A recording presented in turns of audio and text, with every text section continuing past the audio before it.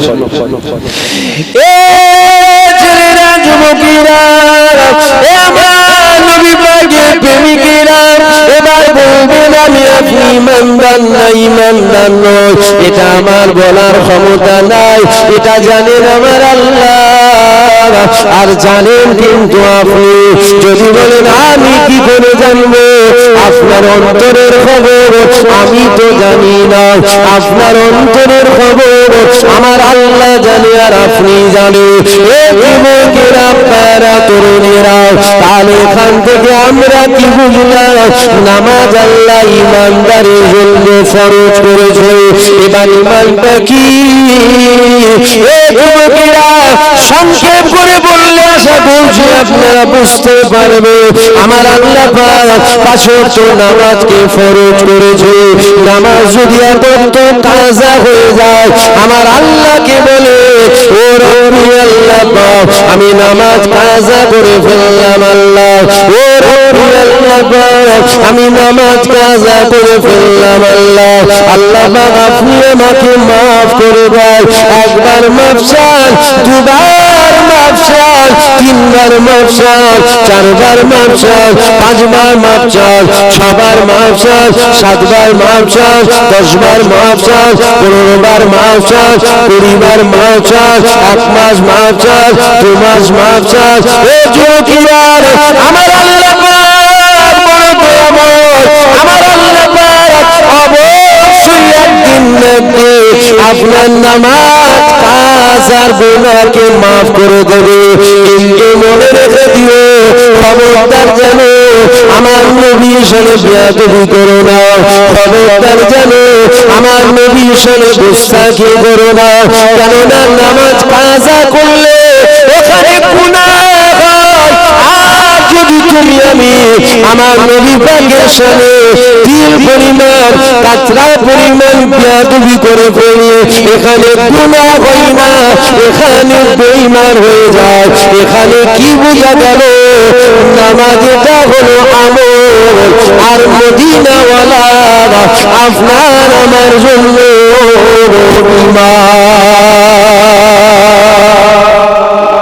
নামাজ ওটা আমল, কাজা হলে মাপ আছে। আমার জীবনে কাজা এখনো হয়।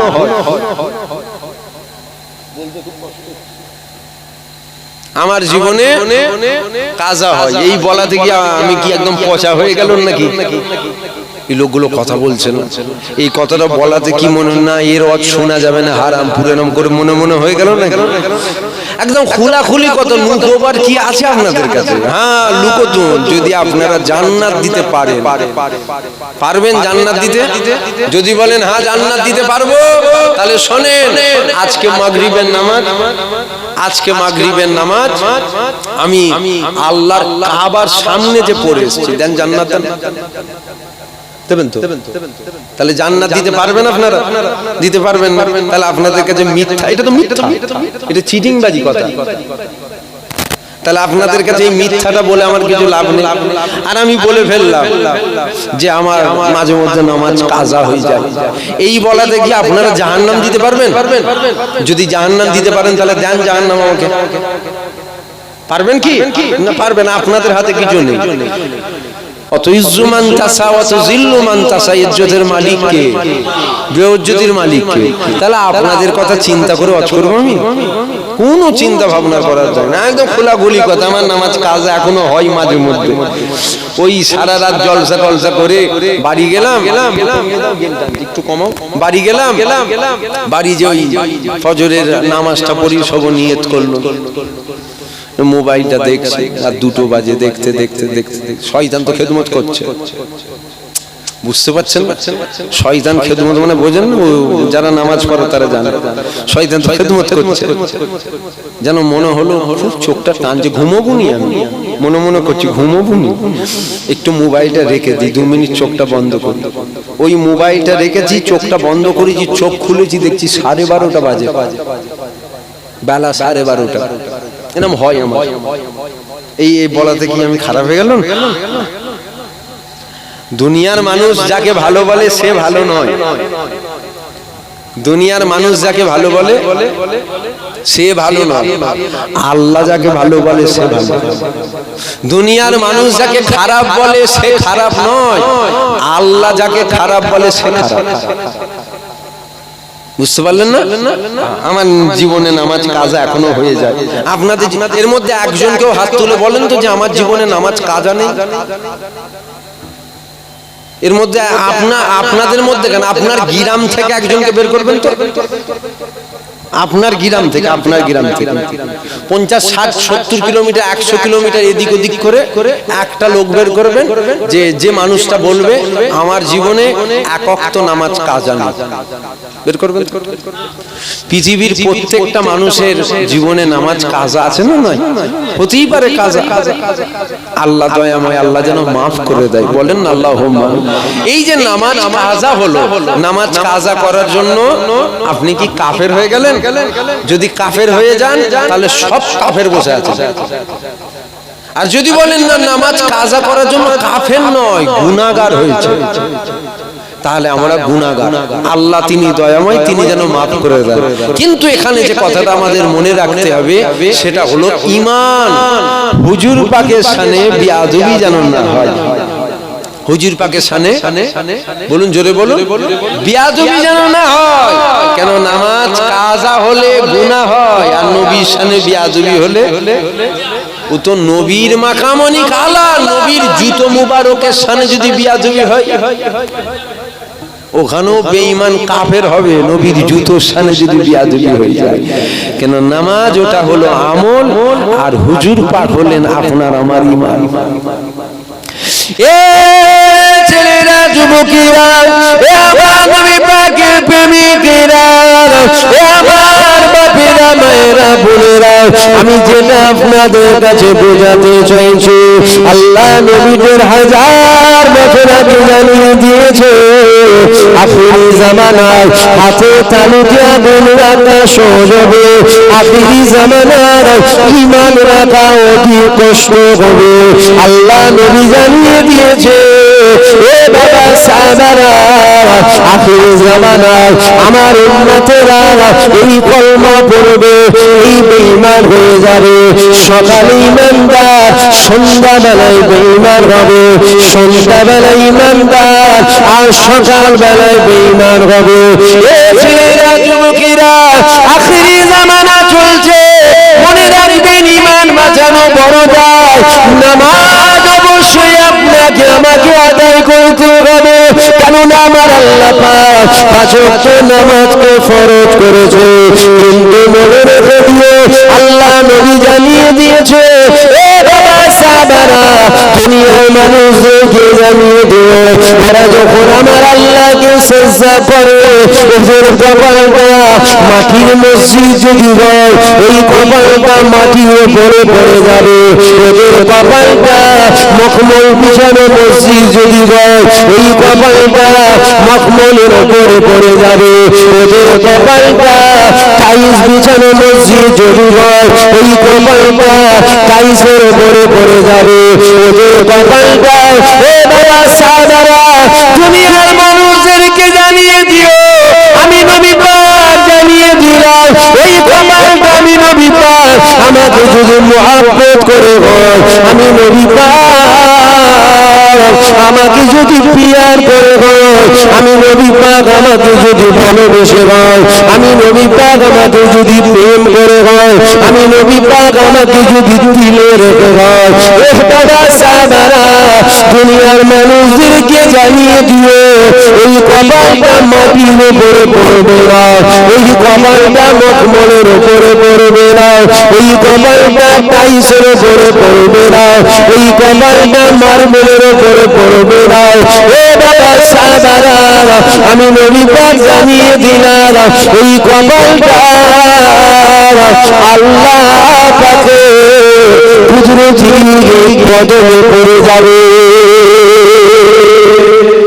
সিজদা দিচ্ছেন মসজিদে ঢুকে, ঘরে নামাজ পড়ছেন, মসজিদে এসে নামাজ পড়ছেন, মনে রাখবেন সেজদা দিবার আগে এখানে যেন নবী থাকে। যদি এখানে থাকে আপনার এক সেজদায় আপনাকে পার করে দেবে।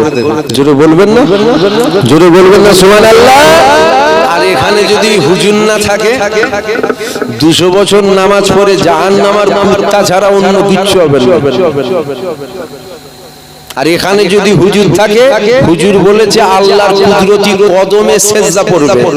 যে আল্লাহর কদমে সেজদা দেয় তাকে আল্লাহ জাহান্নাম দেয়। এ ছেলেরা, যুবকেরা, এ আমার নবী পাকের প্রেমিকেরা, যদি কারো মনের মধ্যে বল অত নবী সম্মান আপনি কেন বাড়াতে যাচ্ছেন? এ যুবকেরা, তোমার জানেনি, তুমি জেনে নাও নবীর সম্মান আমি বাড়াচ্ছি না। আমার নবীর সম্মান আমার আল্লাহ তিনি বাড়িয়েছে। কেননা ইজ্জতের মালিক আমার আল্লাহ, ইজ্জতের মালিক আমার আল্লাহ, আমার আল্লাহ ইজ্জত দেনেওয়ালা, আমার আল্লাহ বেইজ্জতি করেনেওয়ালা। এ যুবকেরা, আপনারা তরুণেরা, আমার নবী পাকের সম্মান আমার আল্লাহ তিনি নিজে বাড়িয়ে দিয়েছে। আমার আল্লাহ কতটা বাড়িয়েছে দেখো। আমার আল্লাহ ঈসা নবীকে বলেছিল, ও ঈসা তুমি বলো তুমি কাকে রাজি? ঈসা নবী বলেছিল, ও রব্বি আল্লাহ আপনি যাতে রাজি। আমার আল্লাহ মুসা নবীকে বলেছিল, ও মুসা তুমি বলো তুমি কাকে রাজি? মুসা নবী বলেছিল, ও রব্বি আল্লাহ আপনি যাতে রাজি। আমার আল্লাহ ইব্রাহিম নবীকে বলেছিল, ও ইব্রাহিম তুমি বলো তুমি কাকে রাজি? কারণ আপনাদের ইতিহাস আশা করছি জানা রয়েছে, নমরুদ আগুন বানিয়েছিল, ইব্রাহিম নবীকে আগুনে ফেলা হয়েছিল। তবে এখানে মনে রাখবেন নমরুদের ঘরে রামাজান না, ইব্রাহিম নবীকে আগুনের মধ্যে ফেলবে। কেননা খোদা বিনা হুকুমে গাছে পাতা তোলার ক্ষমতা নয়। নমরুদের ঘরের রামাজান না, ইব্রাহিম নবীকে আগুনের মধ্যে ফেলবে। এ যুবকেরা, আপনারা তরুণেরা, হযরত জিবরাইল চলে আসলো, ইব্রাহিম নবীকে সালাম দিল। ইব্রাহিম নবী জবাব দিয়ে দিল। ইব্রাহিম নবীকে জিজ্ঞাসা করেছিল, ও নবী ইব্রাহিম আপনি বলে আপনাকে আগুনের মধ্যে ফেলা হচ্ছে, আপনি যদি বলেন আমি আপনাকে ধরে নেব। ইব্রাহিম নবী বলেছিল, ও জিবরাইল ডিস্টার্ব করো না, এখান থেকে চলে যাও। কারণ আমার আল্লাহ পাক কানা নয়, আমার আল্লাহ পাক আমাকে দেখছে। আমার আল্লাহ পাক আমাকে যদি আগুনে পুড়িয়ে খুশি নয়, আমি ইব্রাহিম কেন আগুনে পুড়ে খুশি হব না? ইসমাইল নবীকে বলা হয়েছিল, ও ইসমাইল তোমাকে জবাই করা হবে। ইসমাইল নবী বলেছিল, ও রব্বি আল্লাহ আপনি যাতে রাজি আমি ইসমাইল তাতে রাজি। ইউনূস নবীকে বলা হয়েছিল তোমাকে মাঝে ফেলে রাখা হবে। ইউনূস নবী বলেছিল, ও রব্বি আল্লাহ আপনি যাতে রাজি আমি ইউনূস তাতে রাজি। একই কথা সমস্ত নবীরা আল্লাহকে বলেছিল, ও রব্বি আল্লাহ আপনি যাতে রাজি আমরা নবীরা তাতে রাজি। এইবার নবীরা আল্লাহকে জিজ্ঞাসা করেছিল, ও রব্বি আল্লাহ আপনি বলে আপনি তাতে রাজি। আমার আল্লাহ পাক আওয়াজ দিয়েছিল, আমার নবীরা শোনো শোনো শোনো, আমার হাবিবুল্লাহ আমার রাসূলুল্লাহ যাতে রাজি, অর্থাৎ আমাদের নবী যাতে রাজি, স্বয়ং আমার আল্লাহ যাতে রাজি। জোরে বলবেন না সুবহানাল্লাহ।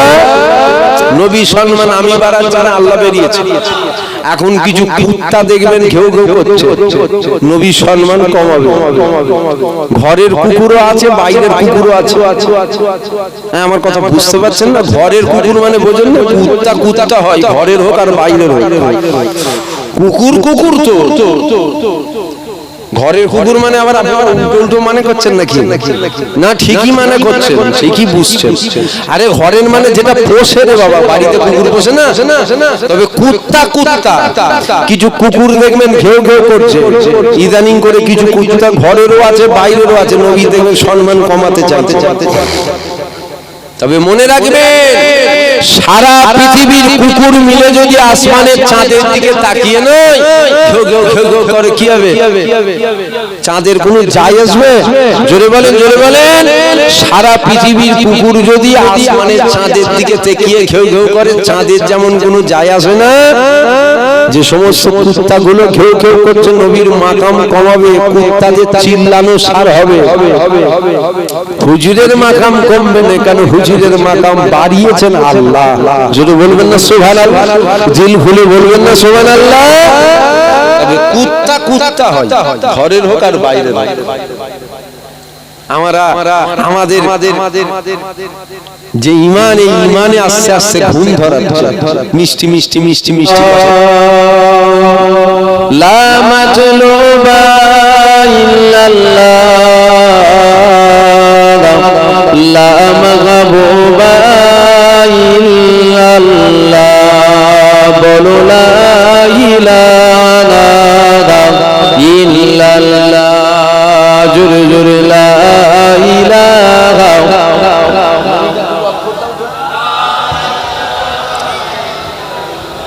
লা ইলাহা ইল্লাল্লাহ, লা ইলাহা। মনিটর অফ করুন। মুহাম্মাদুর রাসূলুল্লাহ। কমিটির লোক পূজা, কমিটির লোক, এই জলসার কমিটি কারা? এই জলসার কমিটি কারা?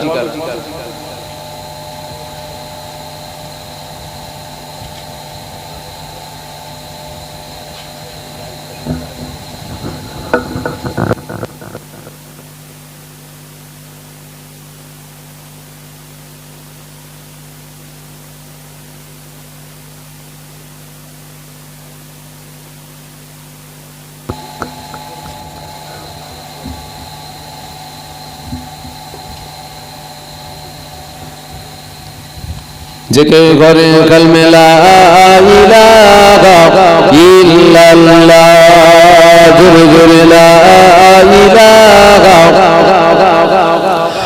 লা ইলাহা ইল্লাল্লাহ,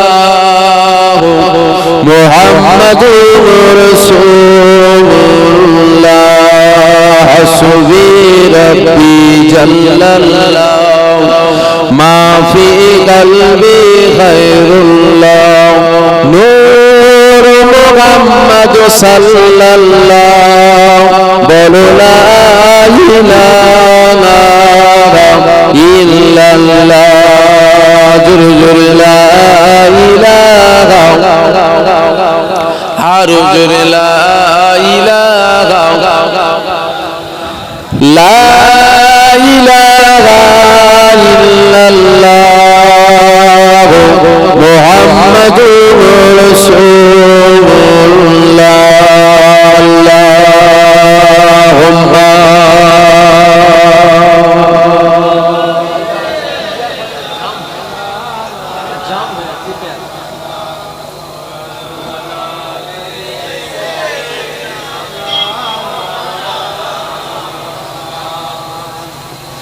قال الله تعالى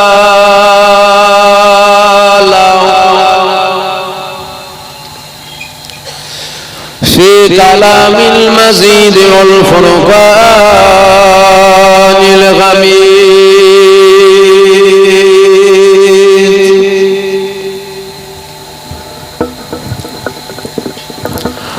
ولمن خاف مقام ربه جنتان،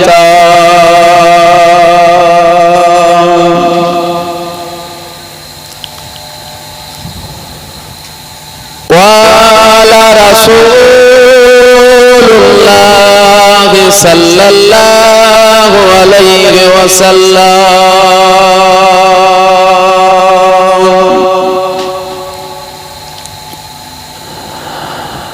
أول ما خلق الأنام نوري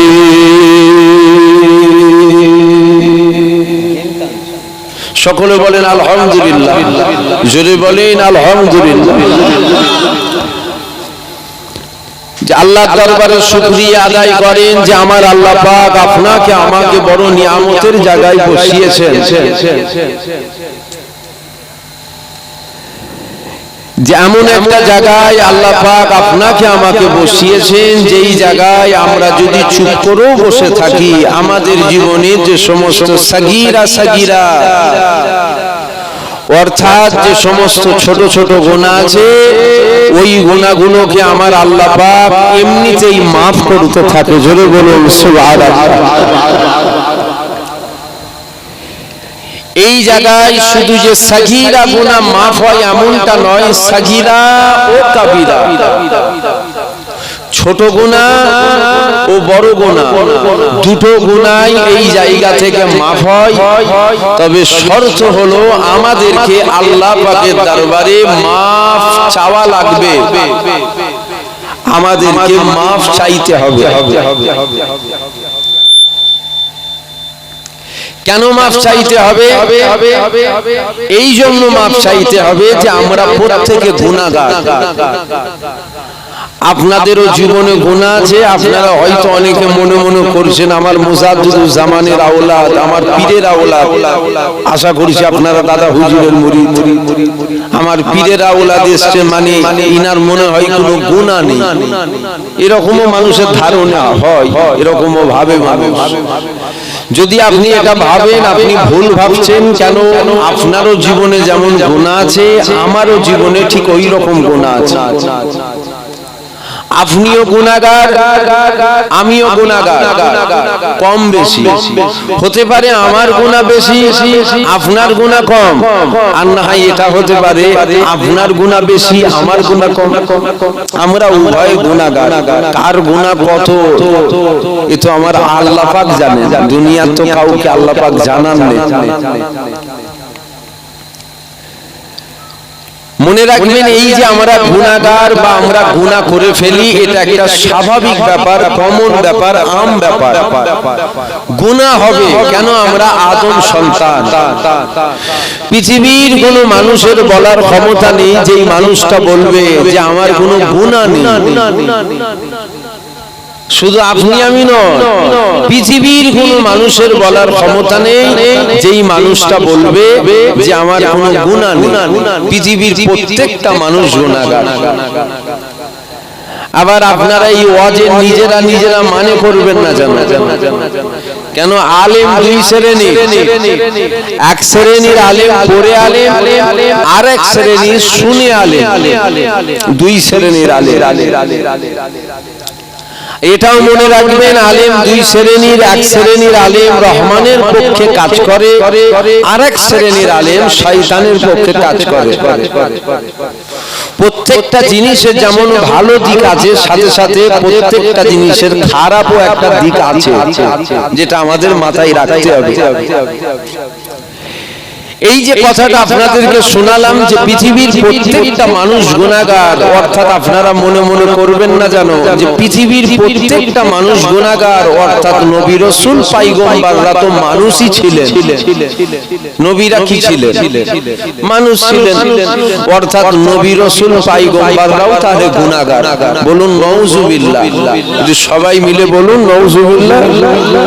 আপনার যদি এটা ধারণা হয় বা এটা যদি আপনার দিলে থাকে যে নবীদের গুনাহ হয় বা নবীরা গুনাহ করতে পারে, আপনি জাহান্নামের একটা কীট ছাড়া অন্য কিছু হবে না।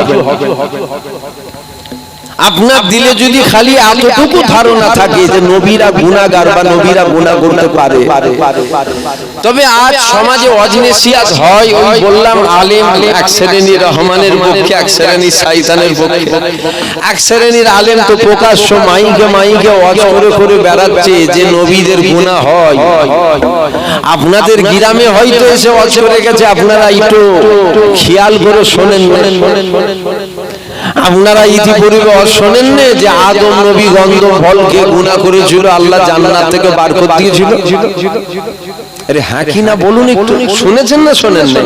হয় গ্রামের জলসায় শুনেছেন, না মোবাইলে জলসায় শুনেছেন? তো আদম নবীর গন্ধম ফলের ঘটনা শোনেন না? গুনাহ করে ফেললো, আল্লাহ জান্নাত থেকে বার করে দিল। আপনি কি বুঝলেন এ থেকে?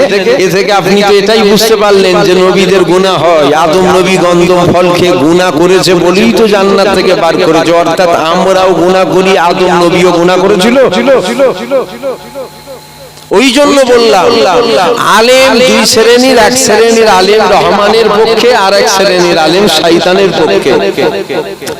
শয়তানের পক্ষে যে সমস্ত আলেম রয়েছে তারা কখনো এসে বলবে না যে আমি শয়তানের পক্ষে, ও এসে বলবে আমি রহমানের পক্ষে। কিন্তু বুঝে নিতে হবে, আমাদের একটুখানি বুঝে নিতে হবে। তাহলে মনে রাখবেন, নবীদের আর ফেরেশতাদের কোনো গুনাহ নেই। নবীরা আর ফেরেশতারা এই দুজনা হলেন বেগুনাহ মাসুম। পৃথিবীর প্রত্যেকটা মানুষ গুনাহগার, মানে নবীদেরকে আমাদের মধ্যে নিয়ে আসবেন না। নবীরা আর ফেরেশতারা বাদে পৃথিবীর প্রত্যেকটা মানুষ গুনাহগার। আমরা আদম সন্তান, আমরা প্রত্যেকে গুনাহগার। আর এই গুনাহ হওয়াটাই স্বাভাবিক। কেন? এরই নাম তো দুনিয়া, এরই নাম দুনিয়া। এই জলসার আখিরি দোয়া হবে না? আখিরি দোয়া হবে। আপনারা আখিরি দোয়া করে বাড়ি যাবেন তো?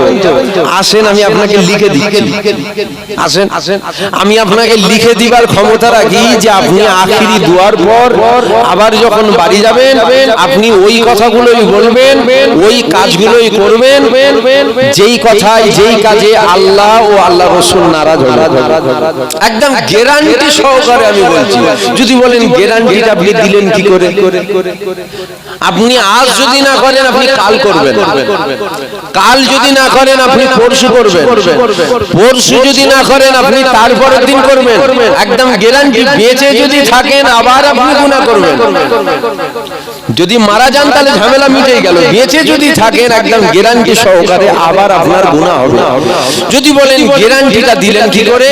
এই জন্য গ্যারান্টিটা দিলাম, আমাদের এই শিরাই শিরাই খুনে খুনে একজনের যাবার ক্ষমতা আছে। সেটা কে জানেন তো আপনারা? সেটা কে? সেটা হলো আজাজিল ইবলিস শয়তান। ও মরে যায়নি, ও বেটা এখনো বেঁচে আছে।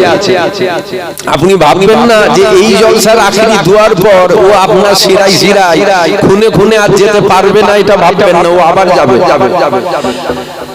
আবার আপনাকে ধোঁকা দেবে, আবার আপনাকে ওর জালে জড়াবে, আবার আপনাকে পাপ করাবে, আবার আপনাকে ও ভুল কাজ অন্যায় কাজগুলো করাবে, যেই কাজে যেই কথায় যেই কর্মে আল্লাহ ও আল্লাহ রাসূল নারাজ হবে। যদি বলেন ইবলিসের কি বিরাট ক্ষমতা, আমি তো বলবো ইবলিসের চারানা দাম আছে নাকি? ওর কিচ্ছু ক্ষমতা নেই। সব ক্ষমতার মালিক কে? এই যে সবাই মিলে বলবেন না আল্লাহর নাম নিলে গুনাহ হয় না। প্রথমবার নিলেন শুনতে পেয়েছি, দ্বিতীয়বার নিলেন ওটাও শুনতে পেয়েছি, তারপরেও কেন বারবার নেওয়াচ্ছি? এই যে একবার বলছেন আল্লাহ, আমার আল্লাহ আমাদের আমলনামায় 40টা নেকি লিখে দিচ্ছে। জোরে বলুন সুবহানাল্লাহ। জোরে বলবেন না সুবহানাল্লাহ? তাই নেওয়া। তাহলে সব ক্ষমতার মালিক কে? আল্লাহ। ক্ষমতা দিয়েছে ওকে আমার আল্লাহ। আল্লাহ যদি ইবলিসকে ক্ষমতা না দিত, পৃথিবীর একটা মানুষ জাহান্নামে যেত না, পৃথিবীর প্রত্যেকটা মানুষ জান্নাতে যেত। যদি ইবলিসকে ক্ষমতা আল্লাহ না দিত। ক্ষমতা দিয়েছে বলি তো অপব্যবহার করছে। তবে এটা আমার আল্লাহ পাক জানেন। তাই আমার আল্লাহ পাক কি বলেছেন? আমার আল্লাহ জানেন আমার বান্দারা জাহান্নামে যেতে চায় না, আমার বান্দাদেরকে ধোঁকা দিয়ে, ভুল করিয়ে, পাপ করিয়ে, ধোঁকায় ফেলে আমার বান্দাগুলোকে অন্যায় করাচ্ছে, পাপ করাচ্ছে। কে করাচ্ছে? আজাজিল ইবলিস শয়তান। তাই আমার আল্লাহ বলেছেন, বান্দা আমার কাছে মাফ চা, বান্দা আমার কাছে মাফ চা। আল্লাহ আমরা আপনার দরবারে কবার মাফ চাইবো? আমার আল্লাহ বলছেন কোটিবার মাফ চাওয়ার প্রয়োজন নেই, একবার মাফ চা। কবার মাফ চা? একবার মাফ চা, তবে মাফটা দিল থেকে চা।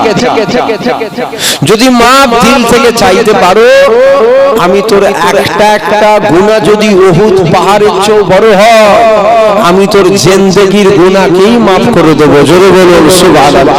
কেন? আমার আল্লাহ জানেন ইবলিসের ধোঁকায় পড়ে গুনাহ করছে।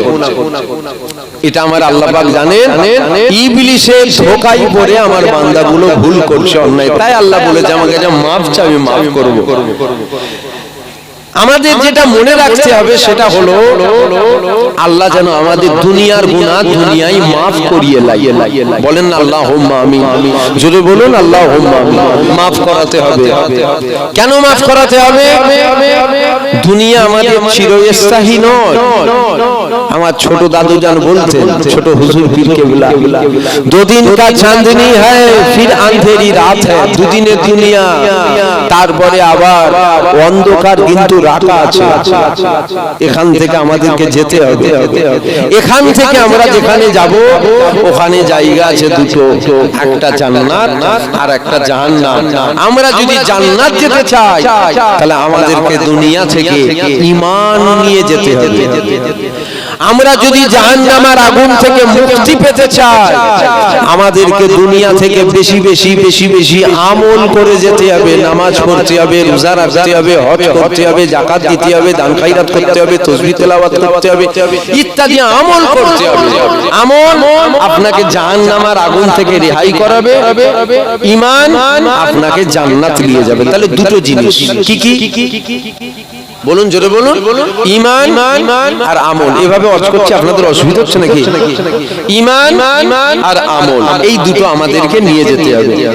এবার বলবেন ইতিপূর্বে আমরা বহু আলেম উলামা মুলি সাহেবরা আমাদের গ্রামে আসেন। আমি তো মনে হয় একদম প্রথমবার আসলাম আপনাদের গ্রামে। এর আগে কখনো এসেছি আমি?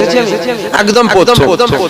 আমি প্রথম, কিন্তু আমার আগে তো আপনারা বহু আলেম উলামা হুজুর পীর সাহেব সব পার করে ফেলেছেন।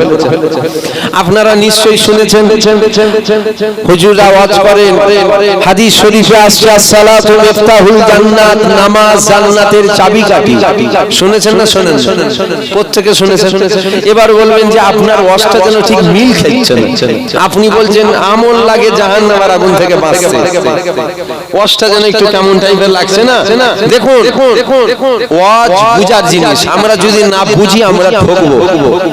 আমরা যদি মনে করি না হুজুর আসবে খালি ঘটনা বলে দিয়ে চলে যাবে, কানে হাত দিয়ে খেচে টান মারবে, তাহলে আপনি ঠকবেন, লাভ কিছু হবে না। লাভের লাভ কিছু হলো। অবশ্যই এটা হাদিস শরীফ, আসসালাতু মিফতাহুল জান্নাত, নামাজ জান্নাতের চাবিকাঠি। এটা হাদিস। যে নামাজ কায়েম করলো, যে নামাজ আদায় করলো, সে আল্লাহর জান্নাতের চাবি পেয়ে গেল। আমি আপনাদের কাছে জিজ্ঞাসা করছি, ঈমানদার নামাজ পড়ে না পড়ে না? পড়ে। ইসলামে একটা শব্দ আছে মুনাফিক, এটা জানেন তো আপনারা? এটা জানা তো না নতুন? জানা। দাড়িওয়ালা, টুপিওয়ালা, জুব্বাওয়ালা, এই মুনাফিক নামাজ পড়ে না পড়ে না? পড়ে। তাহলে ঈমানদারও পড়ে, মুনাফিকও পড়ে। হাদিস শরীফ আসসালাতু মিফতাহুল জান্নাত, নামাজ জান্নাতের চাবিকাঠি। তাহলে ঈমানদারও চাবি পাবে আর মুনাফিকও চাবি পাবে। তাহলে শুধু যদি আপনাদেরকে এতটুকু শোনানো হয় যে আসসালাতু মিফতাহুল জান্নাত, নামাজ জান্নাতের চাবিকাঠি, অবশ্যই আম মানুষগুলো গোমরা হবে। মনে করুন আমি নামাজ পড়লাম, আমি আল্লাহ জান্নাতের চাবি পেয়ে গেল, কিন্তু না। তাহলে বলবেন এটা তো হাদিস। হ্যাঁ হাদিস, তবে আমাদের মনে রাখতে হবে এই হাদিস মুনাফিকের জন্য নয়, কাফেরের জন্য নয়, হাদিস ঈমানদারের জন্য। অর্থাৎ আপনাকে ঈমানদার হতে হবে। ঈমানদার যদি আপনি হন, আপনি যদি নামাজ পড়েন, আপনার নামাজ আল্লাহর জান্নাতের চাবি হবে। তাহলে এখানে মূলটা কি বলুন? জোরে বলুন, জোরে বলুন। মূলটা হলো ঈমান। নামাজ এটা আমল, রোজা এটা আমল, হজ এটা আমল, যাকাত এটা আমল। এগুলো তো বলা লাগবে না, এগুলো তো জানেন আপনারা। আজকে আমি দায়িত্ব সহকারে, আপনাদের এই গ্রামটার নাম কি? ফলদিতে আমি দায়িত্ব নিয়ে বলে যাচ্ছি। ফলদিতে যদি কোনো আলেম ওলামা, মুলি সাহেব, পীর সাহেব, হাফেজ সাহেব, ইমাম সাহেব, গাজী সাহেব থাকে, জোরে নিয়ে আসেন।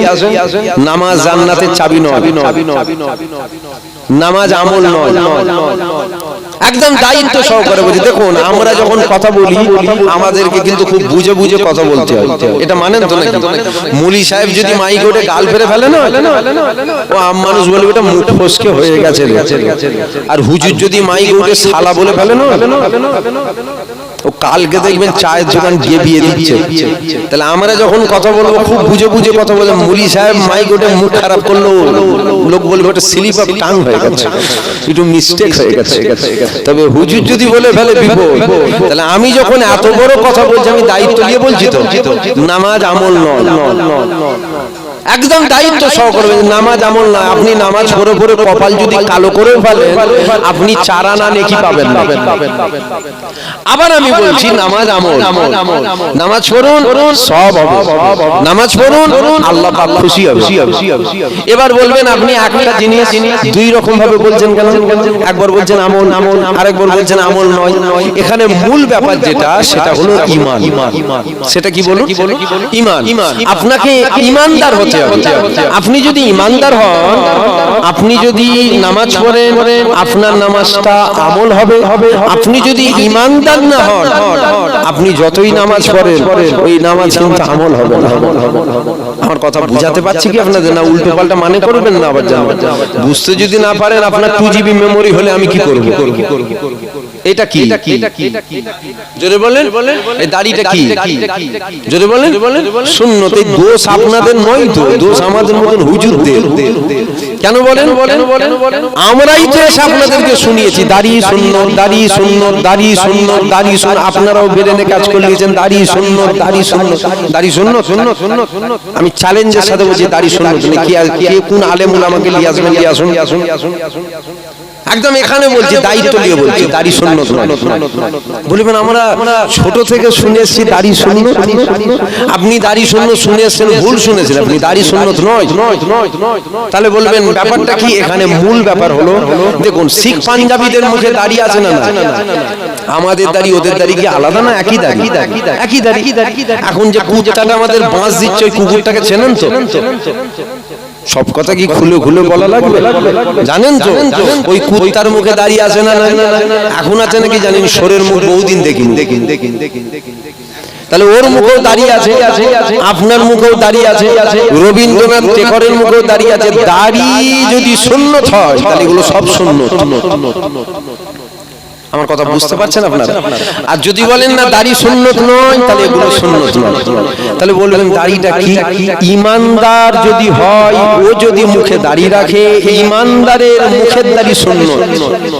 ঈমানদার যদি না হয়, ও যত বড়ই মুখে দাড়ি থাক, ওই দাড়ি কিন্তু সুন্নত হবে না। তাহলে এখানে মূল কি? জোরে বলুন। মূল হলো মসজিদে নামাজ হয়, আমি আপনি মসজিদে নামাজে যাই।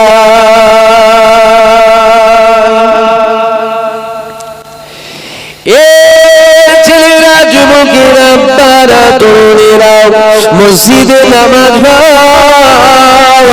আমি আপনি মসজিদে নামাজে যাই। কিন্তু আমাদেরকে নামাজ পড়ার আগে এটা আমাদেরকে জানতে হবে, আমার আল্লাহ পাক 5 ওয়াক্ত নামাজ ফরজ করেছে। আমার আল্লাহ পাক 5 ওয়াক্ত নামাজ কার জন্য ফরজ করেছে? এ যুবকেরা, আব্বারা, তরুণেরা, পৃথিবীর মানুষের জন্য নামাজকে আল্লাহ পাক ফরজ করেননি। কেননা আবু জেহেলের জন্য নামাজকে আল্লাহ পাক ফরজ করেননি। কেননা উতবার জন্য নামাজকে আল্লাহ পাক ফরজ করেননি। কেননা সাহেবার জন্য নামাজকে আল্লাহ পাক ফরজ করেননি। কেননা ফেরাউনের জন্য নামাজকে আল্লাহ পাক ফরজ করেননি। কেননা নমরুদের জন্য নামাজকে আল্লাহ পাক ফরজ করেননি। কেননা সাজ্জাতের জন্য নামাজকে আল্লাহ পাক ফরজ করেননি। এ যুবকেরা, আব্বারা, তরুণেরা, এবার মনের মধ্যে জাগতে পারে তাহলে নামাজ আমার আল্লাহ আপনার আমার উপরে ফরজ করেছে। এ যুবকেরা, বাপেরা, মায়েরা, বোনেরা, নামাজ আপনার আমার জন্য ফরজ নয়। যদি বলেন কি বলছেন আপনি?